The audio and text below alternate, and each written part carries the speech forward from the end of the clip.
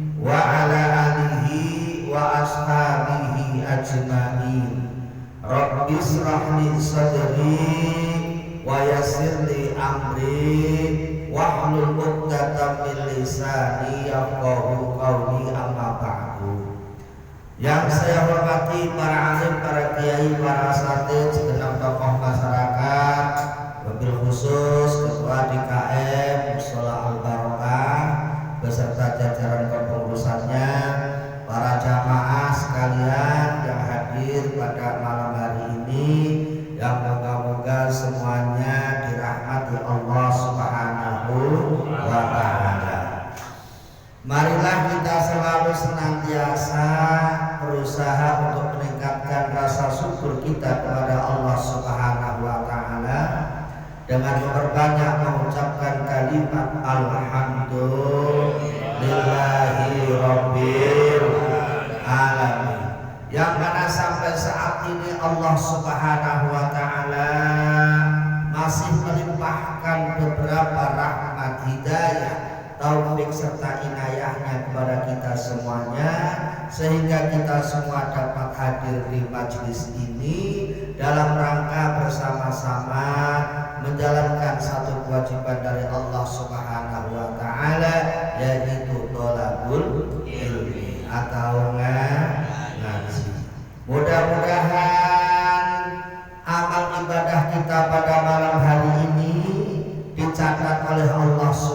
Subhanahu wa taala dan dimasukkan termasuk amal yang mendapatkan ridhonya Allah Subhanahu wa taala. Amin ya rabbal alamin. Para jamaah sekalian yang saya hormati, mari kita lanjutkan kajian kita pada malam hari ini. Malam ini kita akan melanjutkan kajian kita. Kemarin kita sudah membahas tentang keutamaan puasa sunnah, ya, diantaranya yaitu puasa Rajab. Nah, sudah pada puasa apa belum? Belum. Alhamdulillah. Enggak puasa kok alhamdulillah. Enggak puasa kok alhamdulillah. Ya, harus ambil bagian walaupun sehari, ya, walaupun sehari, ya. Nah, walaupun sehari, sebulan ini masih ada kesempatan ini, masih kesempatan. Ya, masih kesempatan. Ya, kalau kuat ya sebulan full. Kalau kuat, kalau nggak kuat ya setengah bulan, 15 hari. Kalau masih berat ya 10 hari. Kalau masih berat ya seminggu 7 hari. Kalau masih berat ya 3 hari. Kalau masih berat ya sehat. Kalau masih berat ya kadang-kadangnya setengah berdua. Setengah berdua. Pokoknya jangan sampai nggak ambil bagian, harus ambil bagian. Mumpung ada kesempatan. Ya, coba kalau kita nggak dikasih kesempatan, ya, banyak saudara kita yang musim begini banyak yang jatuh sakit, ya kan? Nah, mumpung kita kasih kesehatan, harus bersyukur. Buktinya syukur apa? Ya digunakan untuk mendekatkan diri kepada Allah. Salah satunya dengan melakukan puasa. Itu ya. Gak usah ngiri, ustadznya puasa kan? Gak usah nanya begitu. Oh, saya juga tahu mau nanya begitu. Ustadznya puasa kan? Gak usah ditanya.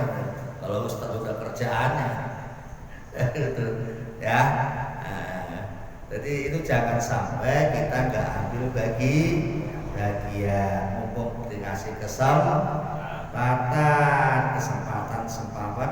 sehat, ya kan? Ini orang begini kalau kita nggak mendekatkan kepada Allah ya awas. Ada apa ini yang baru apa namanya? Yang baru namanya apa itu? Nah, pokoknya nama-nama mobil itu ya. Nama-nama mobil lama lagi. Mobil lama dipasarkan di tahun modern enggak laku mobil lama. Corona kan mobil lama tuh ya. Sekarang apa? Corona mobil lama juga. Bisa Corona, Toyota lama-lama semua. Pasar saat ini enggak laku. Mana Corona? Ya, mudah-mudahan lewat semua. Amin Allahumma. Amin Allahumma. Nah, kalau udah lewat ngapain kita? Poya-poya. Sembarangan. Udah dilewatkan malah poya-poya. Dilewatkan ngapain? Harus memperbanyak ibadah. Itu loh. Ya, dibuktiin. Ya, buktinya apa ya? Ini recep-recep ini paling enggak ya ambil bagian. Jangan sampai lewat begitu saja. Itu ya. Udah saya sampaikan ini. Nanti kalau besok ditanya sama malaikat itu zamannya pernah kasih tahu nggak tidak puasa Rajab? Udah. Nah, kenapa kok ada puasa? Udah. Tahu udah. Udahnya tahu nggak? Udah sama aja. Itu. Pokoknya sudah saya sampaikan. Kalau nggak ada action, nggak pernah dicoba ya berat. Coba dicobalah sehari, 2 hari, 3 hari. Ya, Insya Allah kalau orang itu sudah biasa memperbanyak melakukan hal yang sunnah, ini akan tambah nikmat hidupnya. Jangan yang wajib-wajib aja. Yang wajib udah ketahuan, ada wajib gitu loh. maghrib bisa sholat ya biasa lah namanya wajib ya, tapi kalau tambah sholat sunnah rawatib luar biasa ada tambahan. Puasa Ramadan pada puasa ya biasa lah namanya Ramadan ya. Tapi kalau Rajab ya puasa ini insya Allah termasuk orang yang luar biasa ya, menelurkan amin. Ibaratnya Rajab ruah itu puasa persiapan gitu loh. Rajabnya puasa, ruahnya puasa. Ramadan pas itu ada. Ibaratnya mesin Honda tuh makin panas makin jos. Kalau Yamaha ya makin panas makin gitu. Kalau Honda makin lama makin jos gitu. Makin panas. Tadi Rajab ini persiapan pemanasan. Ruah tambah.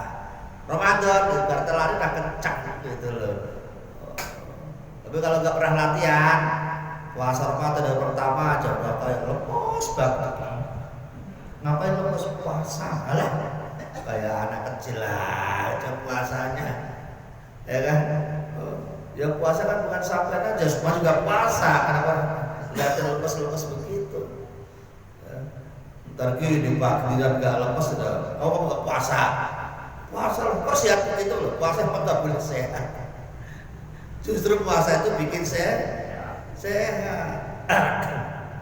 Kata Rasul, sumu tasihu. Puasalah kalian, maka kamu akan jadi orang yang sehat. Ya sehat jasmani maupun sehat rohani, sehat lahir maupun sehat batin. Makanya kalau sampai lihat orang mau dioperasi kan suruh puasa kan. Itu tandanya puasa manfaatnya besar gitu. Mau operasi harus puasa dari ya kan, padahal tuh dokternya gak Islam loh. Dokternya gak Islam, tapi suruh puasa aja. Kadang-kadang ini maksudnya gimana kalau dokternya gak Islam suruh puasa, ya kan?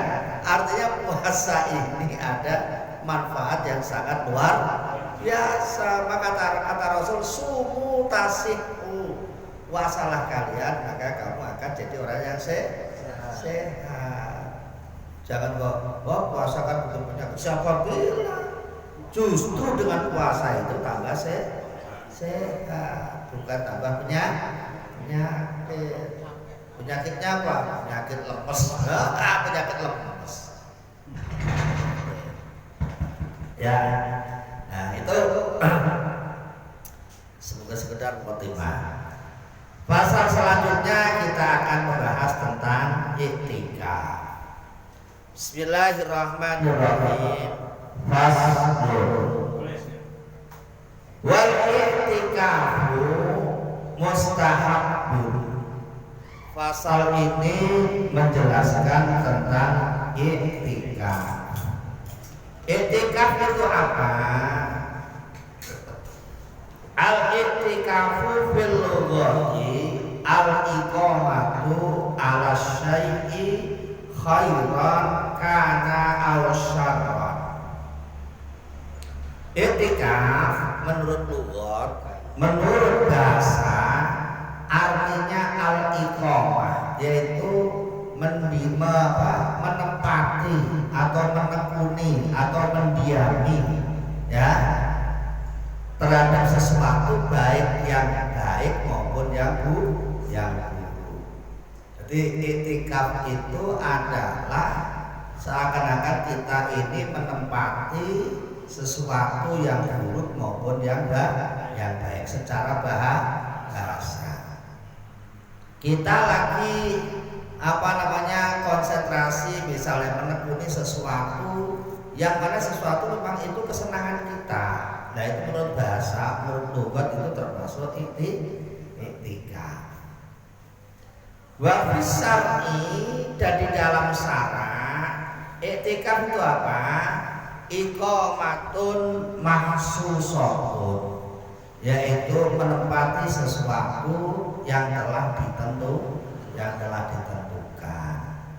Jadi iktikaf menurut syar'i, menurut syara' ini kita bertempat di tempat yang telah ditentukan. Kita menempati sesuatu tempat yang telah ditentukan. Itu namanya etika. Tidak sembarang tempat yang boleh untuk etika, tetapi tempat-tempat yang sudah ditentukan, tempat khusus, ya, tempat khusus itu tempat khusus. Nah, kalau orang-orang dulu itu biasanya memilih tempat khusus untuk menyendiri, tempat khusus untuk bertapa, ya, untuk konsentrasi supaya mendapatkan sesuatu yang dituju. Makanya kadang-kadang, ya, dengan keyakinannya seperti itu, ulang-ulang dia merasa dapat sesuatu yang berharga, dapat pusaka, dapat, ya, macam-macam karena keyakinannya itu. Tapi kalau nggak yakin, ya biasa-biasa aja. Wong semuanya itu harus ada keyakinan. Apapun yang kita lakukan kalau kita nggak yakin, ya nggak ada pengaruhnya. Termasuk kita ngaji begini, kenapa kita mau? Karena kita yakin dengan melakukan seperti ini kita akan menambah sesuatu yang ada manfaatnya untuk diri kita. Tapi kalau tidak yakin, nggak bakalan kita datang ke sini. Jadi bela-belain sampai malam begini, mata ngantuk dipaksa-paksa sampai melek, supaya melek di kopi ini, modal kopi, modal rokok, ya, modal kue, semuanya itu demi untuk kesuksesan ini. Untuk sukses itu harus ada modalnya. Nggak ada modalnya ya susah sukses itu. Ya, nggak ada modalnya ya susah. Modal itu tidak harus berupa yang kelihatan, yang nggak kelihatan juga harus ada. Niat yang kencang itu kan, niat itu kan nggak kelihatan karena urusan hati. Ya, nah tapi kalau kita ini nggak ada modal niat, nggak bakalan bisa seperti ini. Itu. Nah, makanya kita harus memahami bahwa ya semua kegiatan, semua tindakan kita ini harus kita niati. Tuh. Jadi etika ini adalah apa tadi? Menempati sesuatu tempat yang telah ditentukan. Tidak sembarang tempat. Nah, etika itu hukumnya mustahabun, disunnahkan. Bahkan sunnahnya ini termasuk sunnah muakkad. Sunnah muakkad ini sunnah yang sangat dikuatkan. Artinya kalau dikatakan sunnah muakkad, ini Rasulullah sering melakukan, bukan kadang-kadang, sering melakukan. Jadi sesuatu yang sering dilakukan Rasulullah ini kategorikan sunnah muakkad, sunnah yang sangat dikuatkan. Artinya hampir kayak wajib. Berarti kalau udah hampir kayak wajib, berarti itikaf itu manfaatnya sangat luar biasa. Itu. Walahu, dan itu tetap bagi iktikaf syartoni, dua syarat. Iktikaf itu syaratnya ada dua. Ya, kita bisa melakukan iktikaf ini apabila sesuai dengan persyaratan.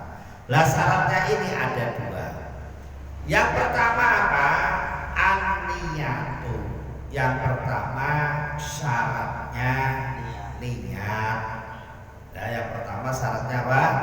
Niat. Kenapa harus niat? Karena iktikaf ini ibadah. Semua ibadah harus diniati. Ibadah tanpa niat tidak dianggap. Karena niat ini untuk membedakan antara ibadah dengan adat. Ya, dengan antara ibadah dengan adat. Itu niat.